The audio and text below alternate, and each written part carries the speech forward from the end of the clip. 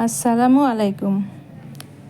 চলে আসলাম আজকে রাতে আমি কি রান্না করেছিলাম তারই একটি ভিডিও নিয়ে। আমরা যেহেতু মানুষ দুইজন, খুব বেশি রান্না বান্না করি না, তো রাতে রান্না করেছিলাম ইলিশ মাছের মাথা দিয়ে শোলা কচুর ডাঁটার ঘন্ট, আর সাথে করেছিলাম গুঁড়া মাছ আলু দিয়ে চচ্চড়ি। তো আমার পুরো ভিডিওটি দেখলেই বুঝতে পারবে আমি কিভাবে রান্না করেছি। কে কিভাবে রান্না করে জানি না, কিন্তু আমি এইভাবেই শোলা কচুর ঘন্টটা করে থাকি। যদিও আমি এবার দিয়ে 2বার রান্না করলাম, তো জানি না বললেও ভুল হবে। অনেক আপুরাই দেখি রান্না করে মাছটা ভেজে নেয়, কিন্তু আমি ভেজে নিইনি। আমার কাছে কেন জানি মনে হয় না ভেজে একটু কষায় রান্না করলে বেশি টেস্ট হয়। যাই হোক, যে যার স্বাদ মতোই রান্না করবে।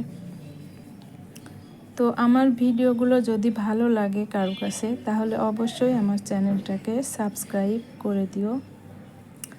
আর যারা আমার ভিডিওটি দেখছো তাদেরকে অসংখ্য ধন্যবাদ, অফুরন্ত ভালোবাসা।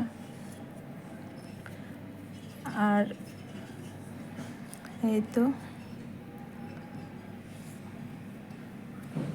তারপরে তো গুঁড়া মাছ চচ্চড়ির প্রস্তুতি।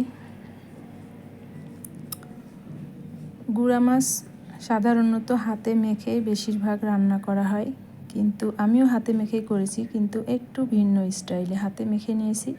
তারপরে চুলায় কড়াই বসিয়ে তেল গরম করে তেলের মধ্যে অনেকক্ষণ আমি একদম ভাজা ভাজা করে নিয়েছি, কারণ যাতে কাঁচা মশলার গন্ধটা চলে যায়।